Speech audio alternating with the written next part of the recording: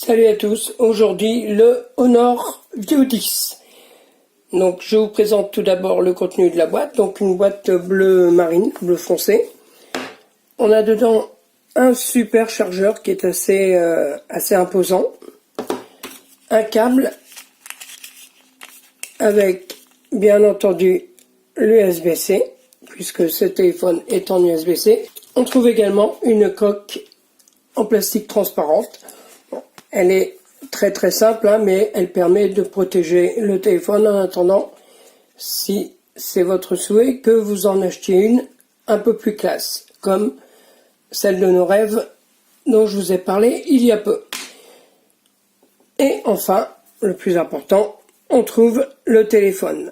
Le Honor View 10, c'est un téléphone qui dispose d'un écran de 6 pouces, 5,99 pour être vraiment précis. Donc en USB-C, on voit qu'à sa base, hop là, voilà, on trouve toujours une prise jack, ce qui est toujours sympa pour ma part. Le haut-parleur, on a sur la tranche gauche, hop là, la trappe pour les cartes SIM ou la carte SIM et la carte mémoire au format micro SD. On a en haut le micro. Sur le côté droit, le bouton de verrouillage et les deux boutons volume moins, volume plus. Au dos, on a le double objectif photo et le flash. Le lecteur d'empreintes se situe à la base. Donc voilà pour l'aspect extérieur. Donc il est très classe, hein, le dos est noir mat avec juste la mention Honor et les mentions obligatoires, la CE. Bon, ça c'est un petit autocollant que si vous achetez le View 10 vous pourrez enlever. Donc le noir mat, comme je vous le disais, qui ne marque pas, hein. C'est vrai que j'ai régulièrement utilisé une housse, surtout pour pas l'abîmer. On a là-haut, on voit une bande noire, enfin une bande un peu plus lisse, qui sont les antennes. On retrouve la même dans le bas. Donc c'est un téléphone très bien fini, très fin et relativement léger, hein, pour sa taille. Du tout. Donc on est sur un modèle qui dispose de 6 Go de RAM, de 128 Go de mémoire de masse, extensible en plus via une carte micro SD.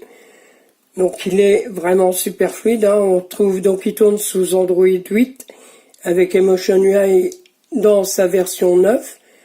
Je vous propose d'aller voir tout de suite ça. Voilà. Ah non, pardon, Emotion UI dans sa version 8 également. Donc j'ai une mise à jour, on a le correctif de sécurité Android qui est à jour au 1er juillet. Donc il n'y a pas de souci, hein. L'écran donc 2160 par 1080, un excellent écran très lumineux. Donc il n'y a pas grand chose à redire, hein, en négatif franchement sur ce téléphone. On pourrait peut-être juste noter qu'il n'est pas étanche. Bon, je vous avoue que je passe pas mon temps à la plage avec mon téléphone et que je touche du bois. J'ai encore jamais fait tomber dans le dos. Donc voilà ce qu'on peut dire. Il dispose du NFC. Il est bien entendu Bluetooth 4.2. Au niveau de l'appareil photo, donc on peut activer les gestes ou avoir les boutons. Alors attendez que je vous retrouve ça. Voilà. Donc on peut avoir ou les boutons de navigation de façon traditionnelle ou un dock de navigation, ou alors moi ce que j'ai utilisé c'est le bouton de navigation hors écran. Arrière, je fais un appui bref sur le bouton Home qui sert de lecteur d'empreintes. Voilà. Si je veux revenir vraiment au menu, je reste appuyé dessus. Et pour avoir accès au multitâche, je fais un glisser vers la gauche ou vers la droite. Et là, je peux supprimer les applications. Donc voilà, niveau appareil photo,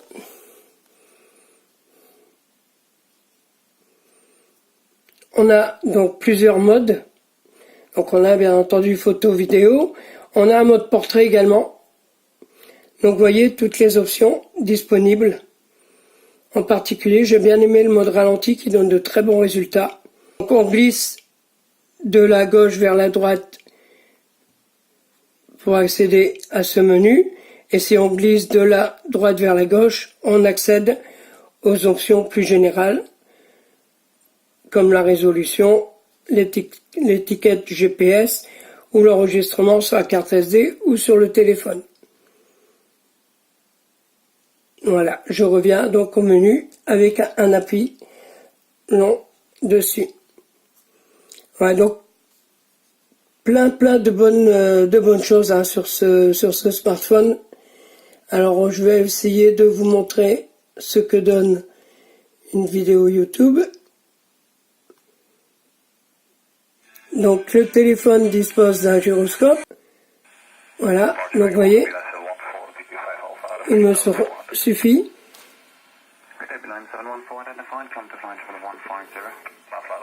d'incliner le téléphone aux zones.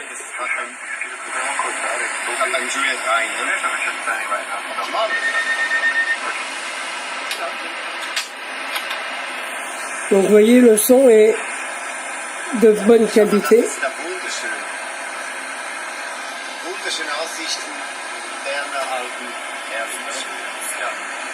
Alors on peut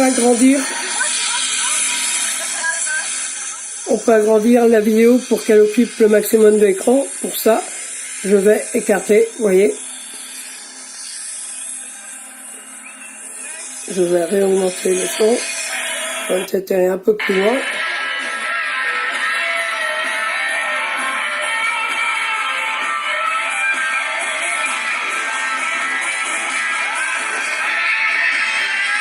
Donc la taille de l'écran fait vraiment un appareil super pour regarder des vidéos ou consulter des sites web. C'est vrai que 6 pouces ça peut paraître grand. Moi j'avoue qu'on se fait très vite à cette taille d'écran et que c'est bien difficile. Moi il me serait quasiment impossible de revenir sur une taille de type iPhone 5, iPhone 5S. En gros en dessous de 5 pouces. Et même 5 pouces, je trouve que ça fait un peu petit maintenant.